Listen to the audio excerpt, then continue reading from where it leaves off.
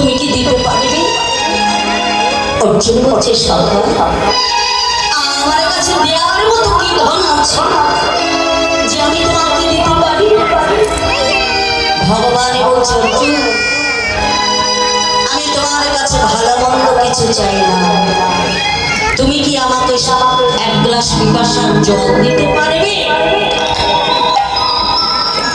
অর্জুন মনে মনে ভাবছে নাকি সামান্য পিপাসার জল আমি দিতে পারবো না? অর্জুন কি করলেন বাবা, ছুটতে ছুটতে বিহনের মধ্যে গিয়ে আমার এক গ্লাস পিপাসার জল এনে ভগবান শ্রী গোবিন্দের হস্তে দিলেন। এখন ভগবান সেই জলটা হস্তে নিয়ে আমার গ্রহণ করতে যাবেন, এমন সময় চিন্তা করলেন তাই তো এই জল তো আমি গ্রহণ করতে পারবো না।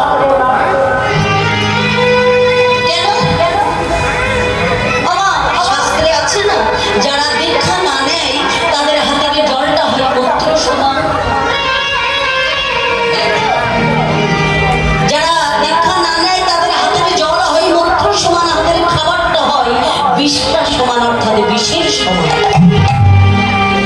ভগবান জলটা গ্রহণ করতে গিয়ে চিন্তা করলেন তাই তো অর্জুন তো কোনো দীক্ষা শিক্ষা নেই, তাহলে তার হাতের জল শুদ্ধ হয়। এখন জল নিয়ে ভগবান দাঁড়িয়ে আছে, অর্জুন বলছে এই সখা জলটা তুমি গ্রহণ করো। বলছে না অর্জুন এই জল আমি গ্রহণ করতে পারবো না। কেন কেন পারবে না? এই জলের মধ্যে কি কোনো নোংরা পড়েছে যে তুমি গ্রহণ করতে পারবে না, সাধন করতে পারবে না? বলছে না তাহলে কেন গ্রহণ করছো না? অর্জুন এই জল আমি গ্রহণ করবো কিভাবে? তুমি যে এখনো দীক্ষা শিক্ষা নাওনি। সখা তুমি কি বলছো? আমি সদা সর্বক্ষণ তোমার সঙ্গ লাভ করি, আমাকেও কোনো দীক্ষা শিক্ষা নিতে হবে? তুমি আমারই সঙ্গ করো বলে যে তোমার এই দীক্ষা শিক্ষা তুমি নেবে না, তাহলে তুমি শুদ্ধ হবে কেমন করে? যাও অর্জুন আমার আদেশ, তুমি তো দীক্ষা শিক্ষা নাওনি, তোমার দীক্ষা শিক্ষা নিতে হবে। অর্জুন বলছে সখা এখন অর্জুনের টেনশন বেড়ে গেল, ভাগ্যে কেমন গুরুদেবে জুটবে, আমার মুলকিত হবে কিনা, আমার মনের মতো হবে কিনা, আমি যেটা বলবো সেটা কি পাবো গুরুদেবের নিকট হইতে? সারা রাত্রি ঘুম আর আসছে না অর্জুনের। ধীরে ধীরে বাবা প্রভাত হতে চলেছে। এখনো প্রভাতকালে কি করলে ঘুম থেকে উঠে আমার এই দরজার কপাটটা খুলে দিলে। ওই কপাট খুলে দিয়ে দেখলেন একজন মৎস্য বিক্রয়কারী যাচ্ছে।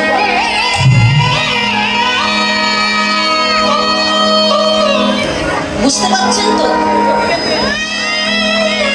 বিক্রয়কারী যে পিছু ডাকলেন তিনি থমকে দাঁড়িয়ে গেলেন। অর্জুন তুমি প্রভাতকালে আমাকে পিছু ডাকলে? বলছি শুনুন না আমার তো ইচ্ছা নয়, আমার সবার আদেশ আমি নাকি ঘুম থেকে উঠে যাওয়ার বদল চন্দ্রিমাকে দর্শন করব, সে নাকি হবে আমার গুরুদেব। যেই জিজ্ঞাসা করলেন তুমি চন্দ্রী প্রণাম করেছো? অর্জুন বলছে না আমি প্রণাম করিনি সখা। কেমন করে করবো তুমি বলতে পারো? আমার ভাগ্যে দিয়েছো কিনা একজন মৎস্য বিক্রয়কারী গুরুদেব, তাকে দেখে আমার ভক্তি হলো না, তাহলে আমি কেমন করে তার চরণে প্রণাম করবো তুমি বলো? যেই গুরুকে অবমাননা করলে ভগবান বলছে তুমি আমার সম্মুখে দাঁড়িয়ে গুরুকে করছো অবমাননা, তুমি গুরু অপরাধী, বেরিয়ে যাও, তোমার সঙ্গে আমার কোনো সম্পর্ক নাই, চলে যাও। আর আজ দাঁড়িয়ে আমি তোমাকে অভিশাপ দিচ্ছি, আমি তোমাকে অভিশাপ দিচ্ছি। ভগবান বলছে আমি তোমাকে অভিশাপ দিচ্ছি, তোমার নরকে স্থান হবে।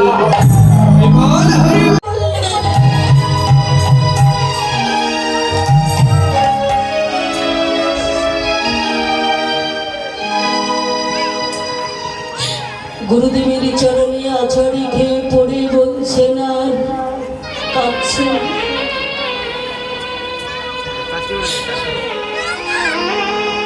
গুরুদেবী গো,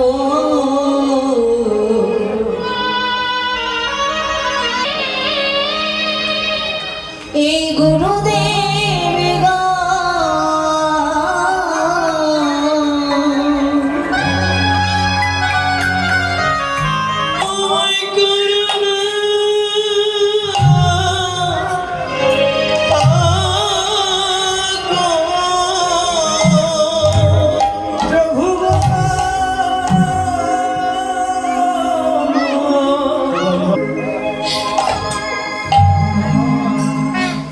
তোমার ওই যা